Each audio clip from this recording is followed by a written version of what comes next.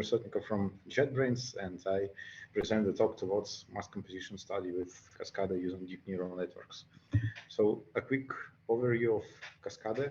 It is a detector that was operating for more than 15 years in Karlsruhe Institute of Technology in Germany. It is basically a square grid of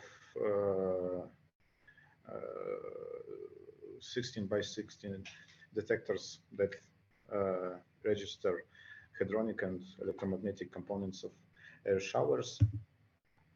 It consists of two types of stations, and the stations are combined into 4x4 clusters. And when one of the clusters detects a signal above some threshold, we record event. And our task is analyze these events, basically. So our approach is to take experimental features from the detector. These are two 16 by 16 arrays from like detector values from electromagnetic activity and muon activity, and also arrival times of these detectors. Also 9 reconstructed features from these matrices, and predict a primary particle type of the air shower. One of proton, helium, carbon, silicon, ferron nuclei. We use different machine learning and deep learning models. Random forest classifier that we are using as a baseline, it uses only reconstructed features. We use deep neural network classifier and self-attention multi-layer perceptron, which I will explain a bit later. So we have split our we have split experimental archival cascade data in two parts. The small to 20% unblinded part that we are using right now for tuning our model and performing some sanity checks and validations, and another 80% is so-called blinded part that we are not using right now because there is still a room for improvement for our models. So all the experimental results that I will show later, they are using unblinded data. So we train our models on Corsica simulations. We have over 2 million simulated events provided by the latest hadronic simulations, and they look basically as follows. There are arrival times, matrices of arrival times, electromagnetic energy deposits, and muon energy deposits. Also, on every chart that I will present here, we used the following quality cuts. We used a zenith angle below 14 degrees, and we also have cuts on air shower shape and muon and electron number. So the real-world archive data provided by KCDC also have more than 400 million shower events. So even with quality cuts, we have a lot of data. So first, our baseline model, random forest. It is not so good. It is good as sanity check to compare our deep learning model against. It performs some acceptable accuracy in general, but it performs really bad on high energies. You could see some really weird data here in the high energy part. We have very high values for ferrum, and it is because the model on the high energies, this particular model starts to predict all the heavy particles as ferrum. So silicon gets predicted as ferrum, and so on. We also performed a comparison with data provided by IceCube to perform sanity checks for our baseline model. They using like similar approach. They don't have data for silicon, but we could compare it with, but they have oxygen, and we could compare their results with ours in the same energy range. So now our deep learning models. So the first one is convolutional neural network. It consists basically of two parts: a set of convolutional layers that accept energy deposits as an input, and using convolutional 2D layers and max pooling, they decrease the dimensionality of the input data, and to 1 by 144. So at the bottleneck layer, we also add the reconstructed features, the shower H, and also muon and electron numbers.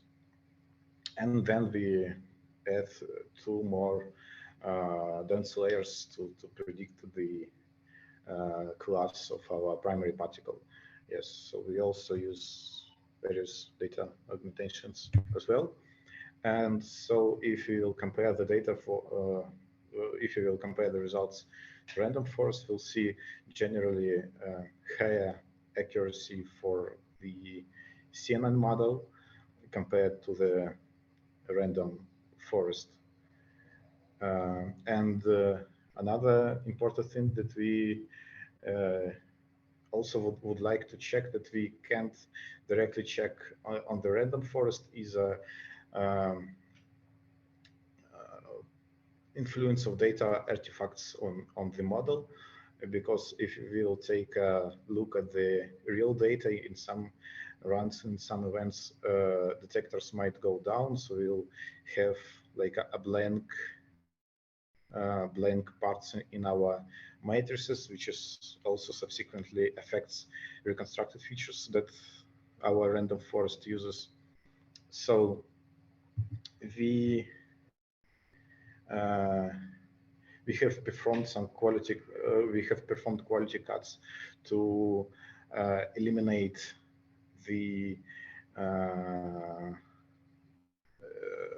data that like contains misfunctional detectors, and computed the spectra to it, and we obviously see some larger error bars because look, we have less data. But also if we will try to reproduce these kinds of cutouts on the training data, we will see that actually our CNN model is quite robust to them. So we will still try to detect every data artifact in the data we are working with, but our like general checks are showing that the CNN model is robust to them, and its accuracy not being affected much by them.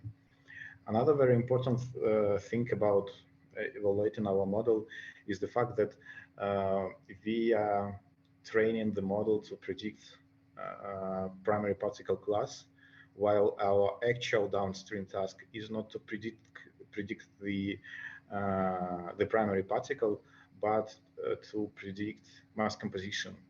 And while these tasks intuitively are being connected to each other, we still would like to have some estimate on how well the model performs on this downstream task. And to get an estimate of that, we have generated 2,000 random ensembles of each of them contains 5,000 simulated events randomly picked from the simulated data set.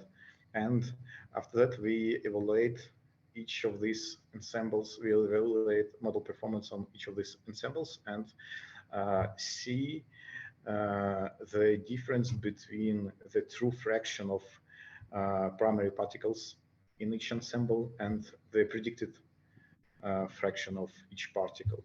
to understand how, like, not the model performance, like in just classification accuracy tasks, but how well it computes the mass composition itself. And you could see the numbers like on the bottom right. So we have some small bio. We have like our model predicts less hydrogen that we have de facto, and more ferrum that we have de facto. And these are preliminary results. So we keep improving our convolutional neural network model. And the second model that is still under active development is the self-attention perceptron. So the motivation between this architecture is the fact that our data isn't spatially invariant. So first of all, we have cutouts in the center in our matrices, and also, as I have shown earlier, we have two different kinds of detectors. And this means that if we have some specific spatial information that in theory our model could try to exploit to produce better prediction. So to try to exploit this information, we trained a self-attention feed-forward network. It is basically like multi-layer perceptron with self-attention layers. And 2 minutes. thank you. And the model appears to be more accurate than the deep convolutional neural network, but still we need to evaluate its performance on real data and evaluate its generalization capabilities to ensure that it's not overfit on the Monte Carlo data.